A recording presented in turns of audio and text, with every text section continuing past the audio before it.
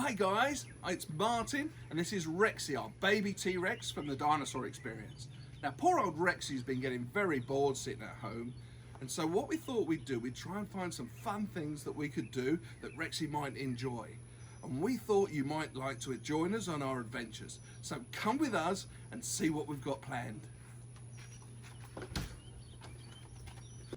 So what do you call a dinosaur with an extensive vocabulary? A theosaurus.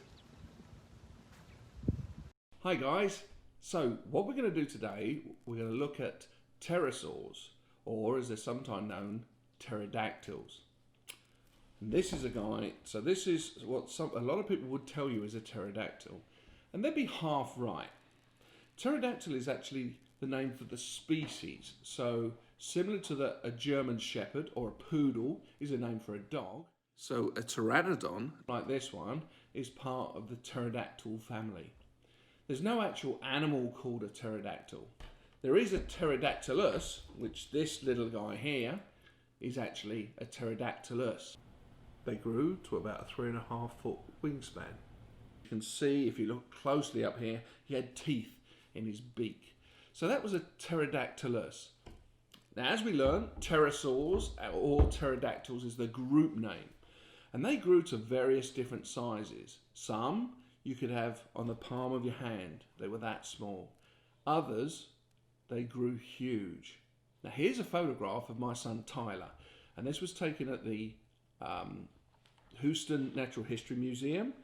And this is actually him sitting next to a Quetzalcoatlus. Now the Quetzalcoatlus grew absolutely huge. It grew to the size of a giraffe. Can you imagine that? A giraffe-sized animal flying around. Now, a lot of people think that the pterosaurs were part of the bird family. This is incorrect thinking. If you think of something like a bat, that would be a closer relative to a pterosaur. So we're going to look at this guy here. This is actually a Pteranodon. And you can see on his wing here, so he's got his arm, and then here there's an extra bone. Now this bone here that goes on the extra part of his wing, the long part of his wing, is actually a finger. Now pterodactyl actually means, when we translate it into English, wing finger. And that's where they get their name. This long finger bone actually forms part of the wing. And the skin was here. Now similar to bats of today, they didn't have feathers, but they had like a fur on their bodies. And the skin was actually, the wings were actually made of skin. Now the beak, the long beak, had very small teeth, and we believe that was used so that it could fly down and catch fish out of the sea, which is where most of the Pteranodon skeletons were found, around where we believe the seas were. The back of his head here, on the back of his skull, scientists have had trouble working out what this was used for. Originally they believed it was part of his buoyancy for when he was flying. It could actually help him steer when he was flying. But recently they've done some tests in wind tunnels where they put a skeleton inside a wind tunnel and they tested that theory, and they've thought that it probably didn't work that way. It wasn't a good way of steering when they were flying. Probably used his feet more than that. So that leaves the question, what was it used for? The current theory is believed that it was used to attract a mate. So a pterosaur would be flying along and it would see the males had the long horn on the back of the head, and it was quite likely that it could have been coloured various different colours. It could be anything, yellow, green, pink, blue, could have even had spots. Sort of thing that we're not probably going to find out for maybe 20, 50, who knows, 100 years. As technology gets better, we start understanding more, and we can find out things like colours. So that's our little friend there, the pterosaur, part of the pterodactyl family, and this particular one here is the Pteranodon. All right, I hope you enjoyed that. We've got more coming later, and we'll see you soon. What do you call a dinosaur that's a noisy sleeper? A brontosaurus. Wow, look how long my hair's getting, Rexy. It's getting so long. I need it cutting. What was that? You can cut hair? Are you sure? You gonna cut my hair? All right, I'm trusting you. Oh, let's go and see.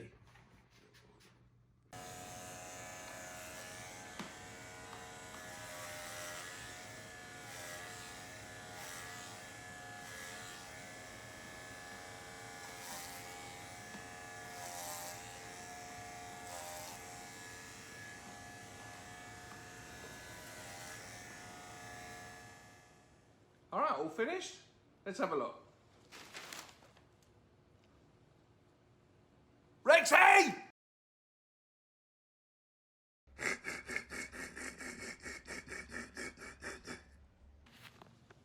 Hey Rexi, what do you call it when a dinosaur gets into a car accident? A Tyrannosaurus Rex.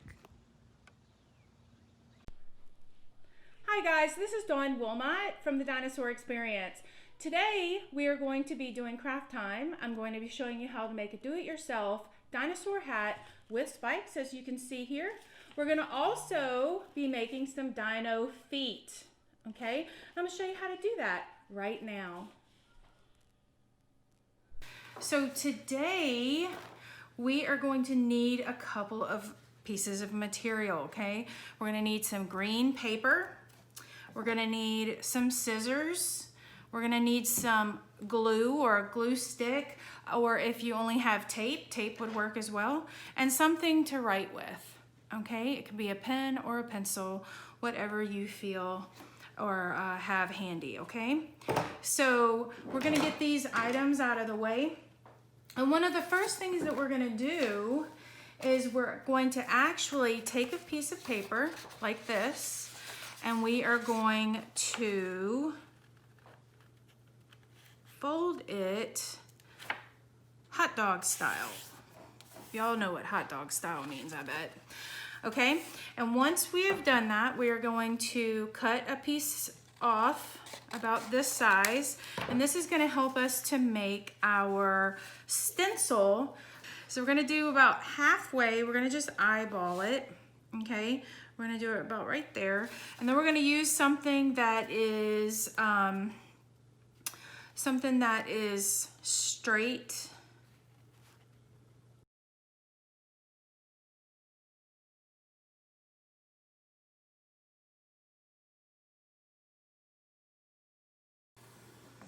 All right, so we're gonna use this to mark our ruler, or mark our lines, I guess you could say. All right.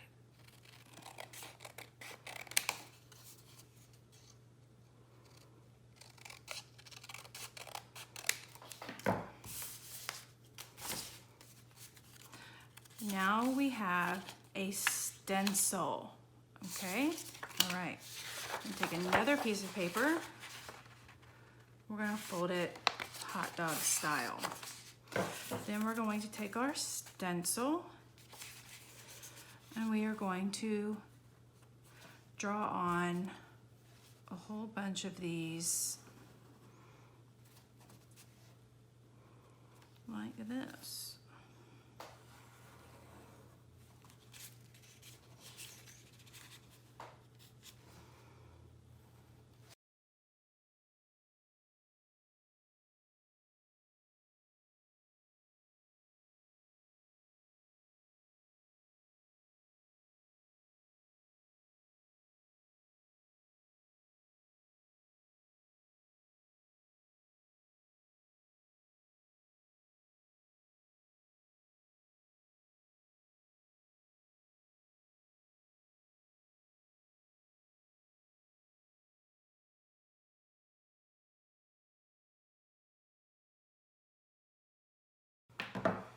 All right, so we've got 1, we've got 2, we've got 3, and we've got 4.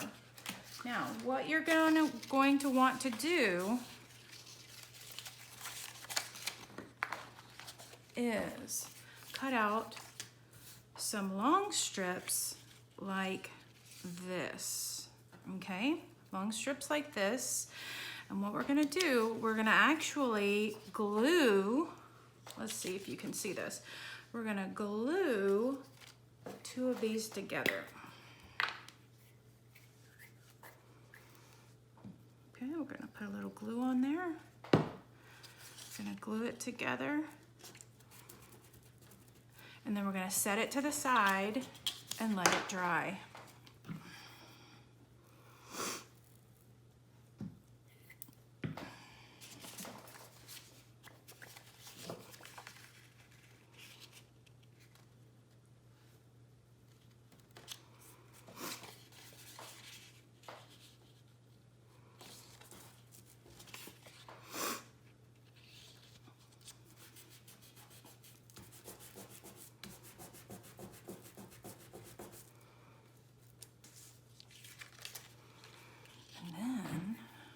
going to put a little glue here.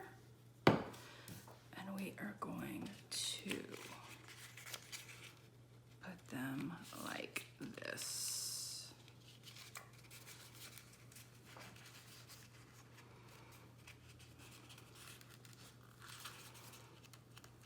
Horns.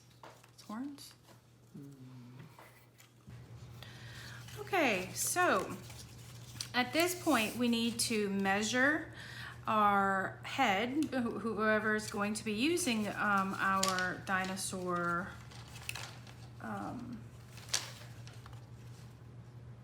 hat. Miss Dawn's not thinking right. All right, so we're going to have a small portion that's going to make the top of the hat, such as this, okay? We glued all of our spikes here, okay? And that's going to, we're gonna use that in just a minute. So I have pieced 2 long pieces together, and now I need to make my spikes, okay? So we're gonna do that.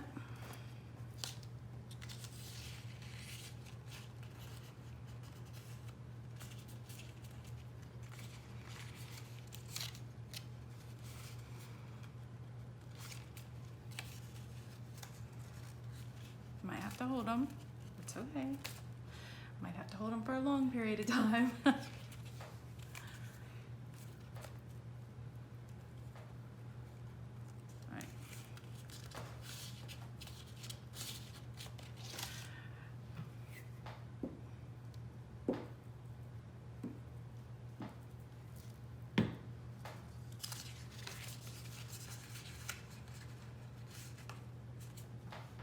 Now, Miss Dawn ran out of space here, so we're gonna put some glue here, and we're gonna attach the back.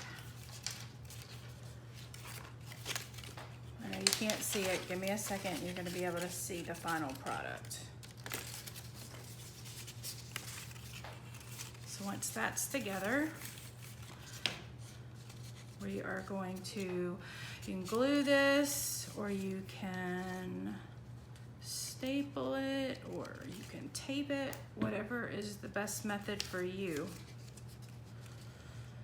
All right, we're almost done. And there you have it, guys. All right, guys, so the second part of our craft, summer craft adventure here is to make some dinosaur feet that's gonna go with our dino hat that we made, okay? So there are a ton of stencils online, okay? There's a ton of stencils. You could color these if you want to, but basically all you're gonna have to do, either you or mom or dad or grandma, whoever needs to just draw some feet, and it doesn't have to be perfect. It's okay not to be perfect, okay? The point is to have fun, okay? So we're gonna make our feet, and Miss Dawn is just freehanding this, okay? But that's okay. And I'm going to put some little triangles in here.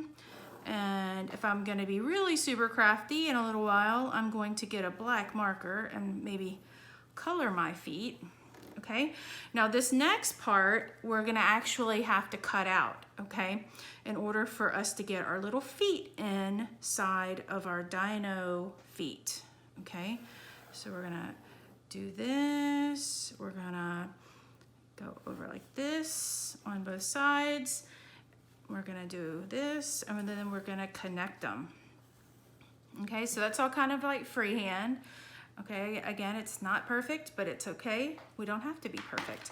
And then from this point, guys, we're just going to cut our feet out. Okay, and if you forget, I'm gonna show you in a few minutes the final product, but look, we're gonna cut this out too. So I'm gonna write cut out right here, so then you'll remember, you gotta cut this. Don't cut these pieces out though. All right, so Camden, I made you a dinosaur hat today with some little spikies, okay? I thought you might think that's fun. And look, it fits him so nicely. Turn to the side so we can show them the nice spikes. And we have his dinosaur feet. We're just gonna have to put those on right now. Is that a video?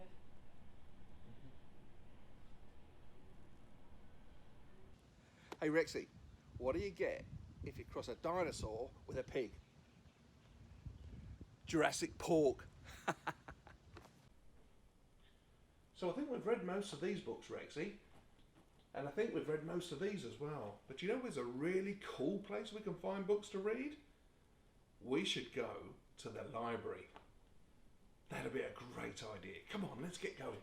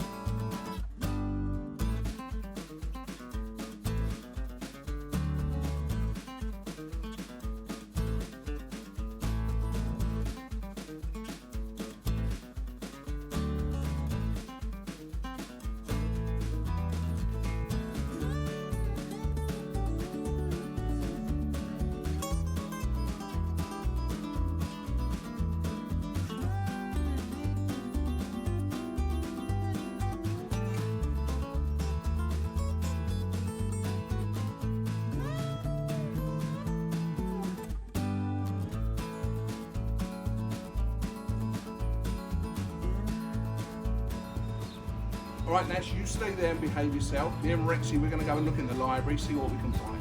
See you in a minute. Behave.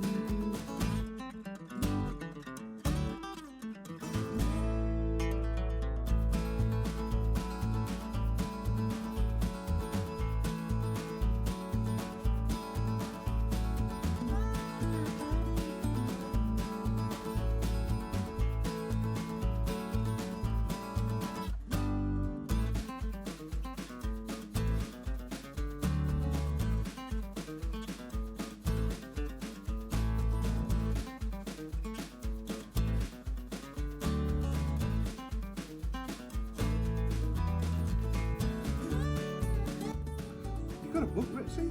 This looks good. What's this one about? Let's have a look. Hundreds of photos and illustrations show each haircut. No, this is one we're not getting, Rexy.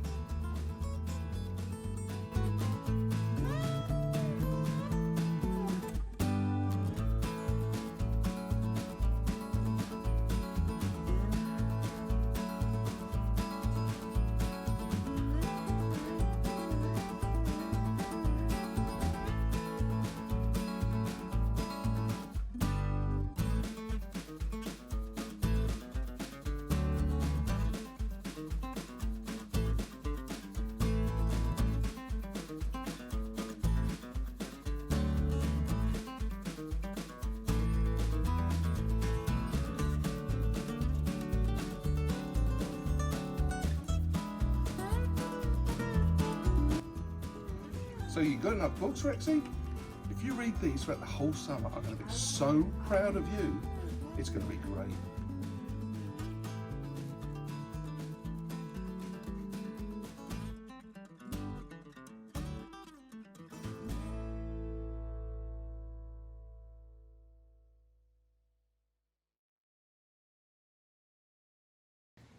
Hey Rexy, why can't you hear a pterodactyl go to the toilet? Because the P is silent. So here's a question. If dinosaurs lived 65 million years ago, it means that none of us, nobody has ever seen one alive. So how do we know that this is what a dinosaur looked like? Well, let's find out. You may have heard of fossils, something like this. So this is fossilized bone, but have you ever wondered, how are these things formed? How do we get fossils? Well, let's find out.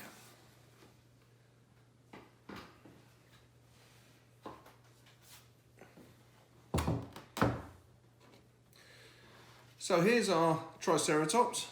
He's out in the wild doing his normal thing, and unfortunately for our Triceratops, he's having a bit of a bad day. He's having such a bad day that he actually dies. And when he dies, this guy happens to fall into a riverbed, for example. Now, riverbeds were really good for finding fossils because what it tended to do was once an animal died, they got covered very quickly. And that's quite essential for us finding fossils. It's you know, we tend to find a lot of fossils near water. And that's because once the animal had died, perhaps the water level rose, they got covered, and they got covered in soil very quickly, which helped to preserve the bones. So our Triceratops here, he's unfortunately had a bad day. And the first thing that happens is lots of little carnivores and scavengers will probably come along and nibble at him and take away some of the skin and the flesh and everything as he lays there. Now, over time, he'll be laying out there in the sun or in the moisture or wherever he happens to be, and you know, the wet parts, the skin and the tissue will start to rot away, and only the bones will be exposed. Now, over years, or over the next few weeks and months, he'll get covered with soil, with leaves, with mud, and anything else that happens to be in the area will cover over his body. And over the hundreds of years, there'll be pressure put on him from more and more and more soil and mud and things pushed on him. So over millions of years now, he's very compact down in the ground there, and the soil and the mud and everything that had been put on top of him or fallen on top of him actually starts to solidify and turns into rock. And so now we've got our dinosaur's body, or what's left of it, encapsulated in rock. Now, over the hundreds and millions of years, water, obviously, from rain, starts to fall onto, on top of the rock where our dinosaur is buried.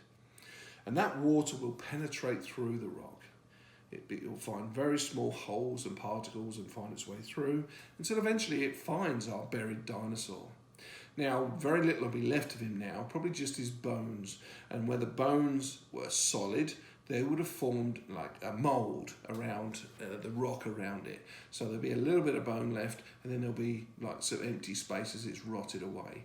Now, as the water drips through and comes through the rock, it'll find those little holes inside the bone and the particle, and the water will get inside there. Now, with the water, it brings minerals. Now, minerals are really, really small little pebbles, really small, it's so small you can't see, that are inside the water. And those minerals will mix with what's left of the bone, and they'll form into a mould. And so it will turn what's left of the bone into rock. And those are the sort of things that we can find. Now, over the millions of years, because of the way that the earth moves and the rocks move, the dinosaur that was buried slowly gets pushed further and further up. And that's why sometimes we find fossils and things at the top of hills and mountains, because as the earth's plates move, they push the ground up, and in that part there is probably some dinosaur bones that are pushed up to the surface. Now, if we're really lucky, what happens is the archaeologist comes along and he finds a tip of a bone, or maybe a bone just laying out in the soil, and it gives them a clue where a dinosaur body may be buried. And so they come along and they start inching away at the top of the soil, slowly, slowly looking for where they think the fossils might be. And as they're looking for where the fossils might be, they're etching it away, and eventually, hopefully, if they're lucky, they'll come across a part of a bone or something that they'll recognise. Now once they've found that, that's when they get super careful and they get little hairbrushes and they just slowly wipe away any mud or soil or hard rock, and they may chip away slightly at anything that be around. And eventually, after time, once they've actually excavated most of the body and around it, they'll end up with something like this. And that is how fossils are formed. What do you call it when two T-Rexes have been fighting? Dinosaur. So there's another idea of what we could do, Rexi. Do you know what? We could take a pet for a walk. That's a great idea, isn't it? Come on, let's go find him.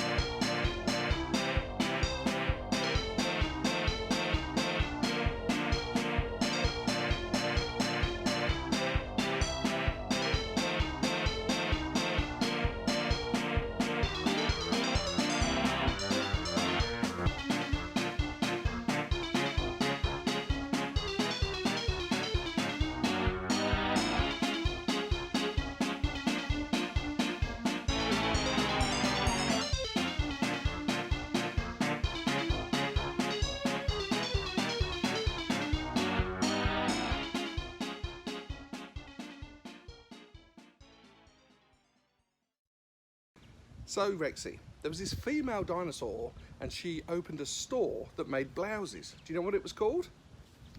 It was called Triceratops. Before we get started, we need to preheat our oven to 425.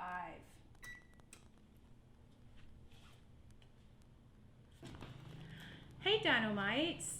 We are here today with Rexi and Mr. Martin, and we are going to make something called Dinosaur bones, or as they're known in the UK, sausage rolls. now, sausage rolls are very beloved by many people all over the United States as well as the world, but specifically our family. And so we thought that because Rexi loves them so much and our family loves them so much, that you might also enjoy learning how to make sausage rolls and eating them as well. So, in order for us to make sausage rolls, we're going to need a few things. We're going to need a baking pan or sheet or something of that nature. We are going to need some puff pastries. Make sure that you have let them thaw out because if they're not thawed, they don't roll very well. Okay, so you're going to need that. You are going to need some sort of sausage of your choice. This is Jimmy Dean breakfast sausage, just regular, and it's fine for us. This is what we typically use, but you could use any of your choice. You're going to also need some eggs. We're probably going to use 2 eggs, and we are going to take the egg. It's going to be used to close the sausage roll as well as to put on the top of the sausage roll. You're getting excited, aren't you, Rexi? He loves sausage rolls. He loves them so much. He wants to eat them now and not even cooked them yet. That's right. So the first thing we're going to do is we're going to open our puff pastry. Puff pastry is delightful. It is so good. Now the first thing that Miss Dawn is going to do is I'm going to take my knife, and I usually cut it right down the middle because this makes it easier for us to use this puff pastry to make 2 separate pastries. We are going to cut our sausage, which Miss Dawn has already done. Okay, we're going to cut our sausage, and we're going to just grab some out, and then we are going to lay it in the middle. all the way down. You don't want to use too much sausage. If you use too much sausage, it's, I don't know, it's just personally, I've always thought it's not as good. So you want to put a good layer, not too much, but definitely, you know, not just a little bit. Yeah. It's the marrow in the dinosaur bone. It's the special bit. But the pastry, ooh, that's good. Yeah, the pastry is the best bit. All right, so at this point, we need to beat some eggs up.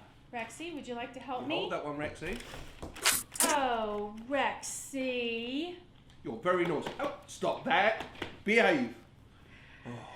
We are going to continue, and we are going to break our eggs. We're going to put our eggs in, and then we are going to whisk those up with our fork. We're going to use our brush, our kitchen brush here, to put a layer of egg in order to close. Not yet, Rexi. What are you in there, Rexi? Close our roll.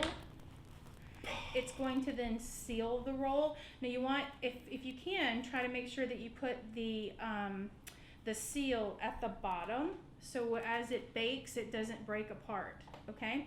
Now, actually, before I cut them, I'm gonna put another layer of egg. Nice layer. Now, something that I like to do, I personally like to cut them into smaller pieces, just because if you cut them ahead of time and then bake them, they're perfect when they come out. If you bake them and then you try to cut them, the pastry then falls apart afterwards. So you can have a long one. In England, they're long like this, okay? But you can also have sausage bites, like more like kid-friendly. They can either hold them and eat them, or they can have smaller ones like that, okay? So you can watch, and I'm going to make the rest, and we're gonna eat these very soon, Rexi. All right, so come back once we've finished making them, and we'll show what comes next. Once our sausage rolls are ready and prepared, we are going to put them into our preheated oven for 20 minutes. Now, each oven is a little bit different, so watch your sausage rolls, and they may need a little more time, or they may need a little less time, depending on your particular oven.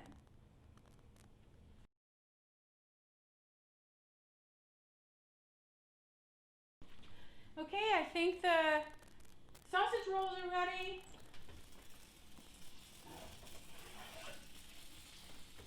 Oh, they look good. Look how good they look.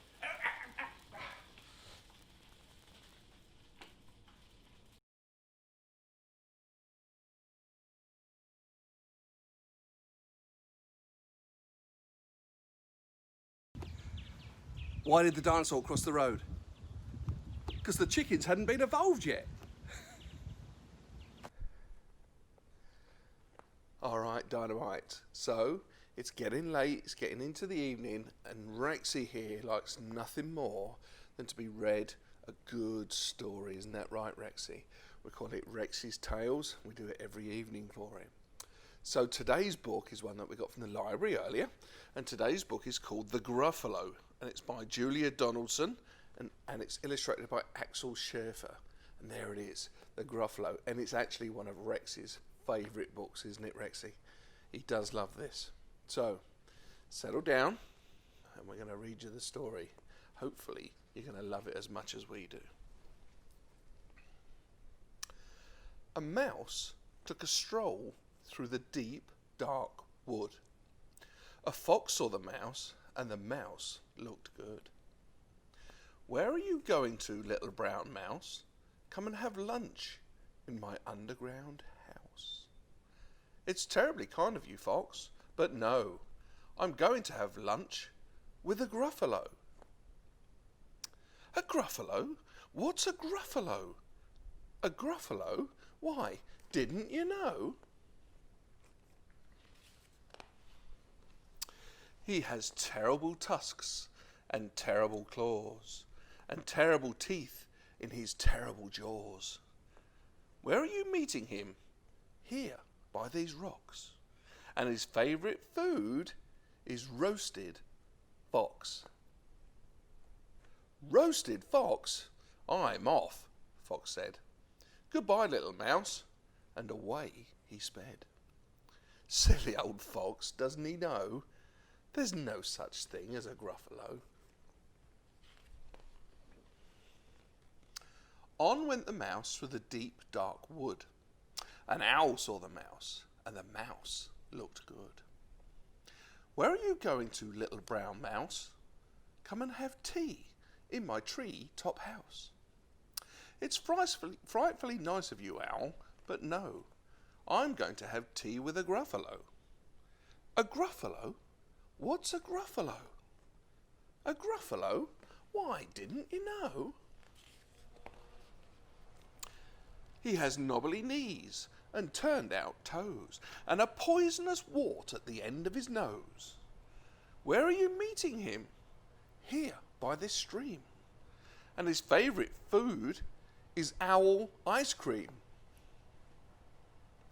Owl ice cream, to-wit-to-woo. Goodbye, little mouse, and away owl flew. Silly old owl, doesn't he know?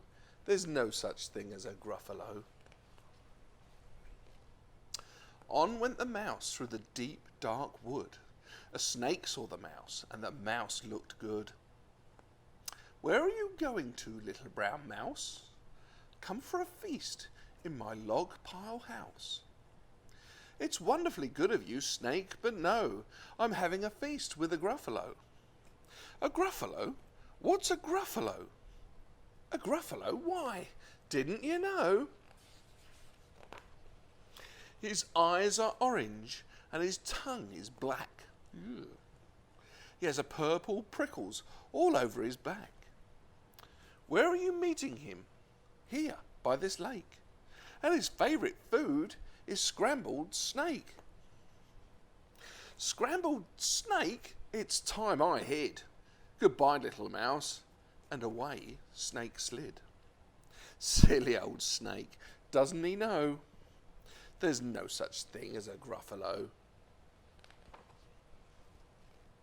Oh, but who is this creature with terrible claws and terrible teeth in his terrible jaws and a poisonous wart at the end of his nose? His eyes are orange and his tongue is black. He has purple prickles all over his back. Oh, help! Oh no, it's a Gruffalo! Wow, it's real, Rexi. My favourite food, the Gruffalo said. You'll taste good on a slice of bread. Good, said the mouse. Don't call me good. I'm the scariest creature in this wood. Just walk behind me and you'll soon see everyone's afraid of me. All right, said the Gruffalo, bursting with laughter. You go ahead and I'll follow after. They walked and walked till the Gruffalo said, I hear a hiss in the leaves ahead. It's Snake, said the mouse. Why, Snake, hello. Snake took one look at the Gruffalo. Oh, crumbs, he said, goodbye, little mouse. And off he slid to his log pile house. You see, said the mouse, I told you so. Amazing, said the Gruffalo. They walked some more till the Gruffalo said, I hear a hoot in the trees ahead. It's Owl, said the mouse. Why, Owl, hello. Owl took one look at the Gruffalo. Oh dear, he said, goodbye, little mouse, and off he flew to his treetop house. You see, said the mouse, I told you so. Astounding, said the Gruffalo. They walked some more till the Gruffalo said, I can hear feet on the path ahead. It's Fox, said the mouse. Why, Fox, hello. Fox took one look at the Gruffalo. "Oh, help," he said. "Goodbye, little mouse." And off he ran into his underground house. "Well, Gruffalo," said the mouse, "you see, everyone is afraid of me. But now my tummy's beginning to rumble, and my favourite food is Gruffalo crumble." "Gruffalo crumble," the Gruffalo said, and quick as the wind he turned and fled. All was quiet in the deep dark wood. The mouse found a nut, and the nut was good. That's one of our favourite books, isn't it, Rexi? We love how the mouse tricked all the animals, and then when he finally did realise the Gruffalo was real, he tricked the Gruffalo by bringing him back, and all the animals were afraid of him. That's such a good book. We love it, don't we, Rexi? All right, guys, I hope you've enjoyed our show that we've put on for you. Rexi here's loved making it, and so did Nash, our big T-Rex. Remember, we're the Dinosaur Experience. You can find us at thedinosaurexperience.com or look for us on Facebook. We're all over the place, but it's really important that you understand you've got to go to your library and make the best use of it. It's such an amazing tool, isn't it? Yes, go to your library. You won't regret it, I promise you. All right, guys, till next time. See you soon. Bye.